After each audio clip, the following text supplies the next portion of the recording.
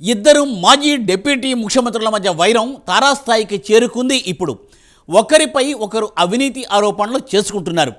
ఇప్పటికే అర్థమై ఉంటుంది ఎవరు ఆ ఇద్దరు. సీనియర్ నేత తెలంగాణ మాజీ డిప్యూటీ సీఎం కడియం శ్రీహరి, మరో మాజీ డిప్యూటీ సీఎం తాటికొండ రాజయ్య. ఒకప్పుడు ఇద్దరూ ఒకే పార్టీలో ఉన్నారు, ఇప్పుడు వేరువేరు పార్టీల్లో కొనసాగుతున్నారు. ఇద్దరి మధ్య పోరు భవిష్యత్తులో ఏం మలుపులు తీసుకోనుంది ఈ స్టోరీలో చూద్దాం.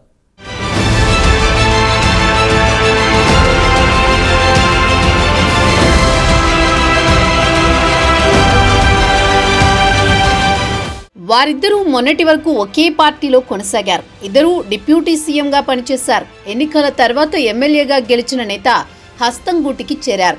దీంతో పార్టీలో ఆధిపత్యం కోసం పోరాడుతున్న మరో నేతకు అవకాశం దొరికింది. పార్టీకి కూడా ఆయన దిక్కయ్యారు. ఇప్పుడు ఆ నేతలిద్దరూ వేర్వేరు పార్టీల్లో కొనసాగుతుండటంతో సవాళ్లు ప్రతి సవాళ్లు విసురుకుంటున్నారు. ఆ ఇద్దరు నేతలే కడియం శ్రీహరి, తాటికొండ రాజయ్య. ఇద్దరూ గత శాసనసభ ఎన్నికల వరకు బీఆర్ఎస్ పార్టీలోనే కొనసాగారు. స్టేషన్ ఘన్పూర్ స్థానం నుంచి బీఆర్ఎస్ పార్టీ తరపున కడియం పోటీ చేశారు.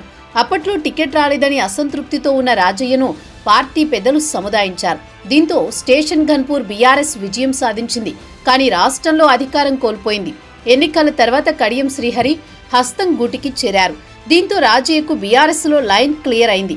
బీఆర్ఎస్ కు రాజయ్య తప్పితే వేరే ప్రత్యామ్నాయం లేదు. దీంతో బీఆర్ఎస్ ను భుజానికెత్తుకుని ప్రజల్లోకి వెళుతున్నారు రాజయ్య.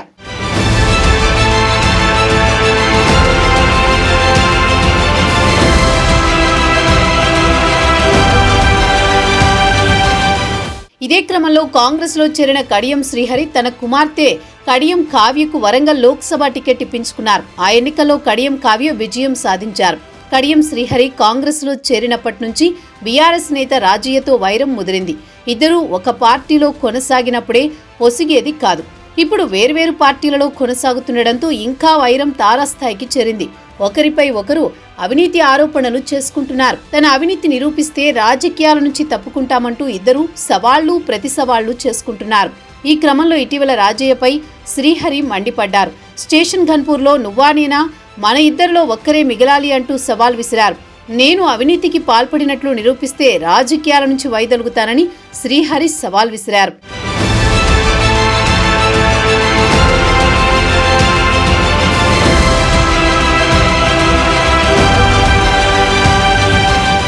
కడియం శ్రీహరి విమర్శలకు అంతే రీతిలో రాజయ్య కూడా ఆరోపణలు చేశారు, సవాల్ విసిరారు. కడియం శ్రీహరి అవినీతి చిట్టా మొత్తం బయట పెడతా, నిన్ను వదిలే ప్రసక్తే లేదు. నీ అల్లుడిని అడ్డం పెట్టుకుని స్టేషన్ ఘన్పూర్ నియోజకవర్గంలో భూములు కబ్జా చేస్తున్నది నిజం కాదా? నీ భూ కబ్జాలు బయట పెట్టడానికి నేను సిద్ధం.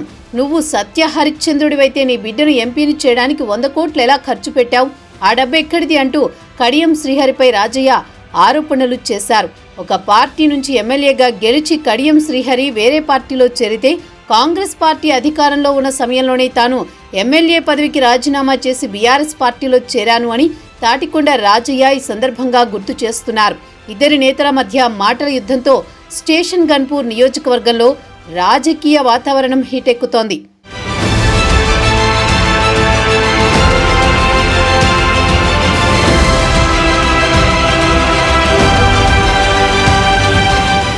గతంలో తాటికొండ రాజయ్య కాంగ్రెస్ పార్టీలో కొనసాగేవారు. కడియం శ్రీహరి తెలుగుదేశంలో కొనసాగేవారు. రాజయ్య ఉప ఎన్నికతో సహా 4 సార్లు ఎమ్మెల్యేగా విజయం సాధించారు. శ్రీహరి సైతం ఒక ఉప ఎన్నికతో సహా 4 సార్లు ఎమ్మెల్యేగా గెలుపొందారు. తెలంగాణ ప్రత్యేక రాష్ట్రంగా ఏర్పడిన తర్వాత కేటీఆర్ మొదటి మంత్రివర్గంలో రాజయ్య ఉప ముఖ్యమంత్రిగా బాధ్యతలు నిర్వహించారు. కొంతకాలానికి రాజయ్యను పక్కన పెట్టారు కేసీఆర్. ఆ క్రమంలోనే కడియం శ్రీహరి బీఆర్ఎస్ లో చేరడంతో శ్రీహరికి ఎమ్మెల్సీ ఇచ్చి ఉప ముఖ్యమంత్రిని చేశారు కేసీఆర్. అప్పటి నుంచి ఇద్దరు నేతలు ఒకే పార్టీలో ఉన్నా పొసగడం లేదు. ఒకే పార్టీలో ఉన్న ఇద్దరి మధ్య వర్గపోరు నడిచింది. వేర్వేరు పార్టీల్లో కొనసాగుతున్న నియోజకవర్గంలో పట్టు కోసం పోరు నడుస్తోంది. ఇద్దరు మాజీ డిప్యూటీ సీఎంల మధ్య పాము ముంగిస లాంటి వైరం ఏ మలుపు తీసుకోనుంది? స్టేషన్ ఘన్పూర్లో ఎవరిది పైచేయి అవుతుంది తెలియాలంటే వేచి చూడాల్సిందే మరి.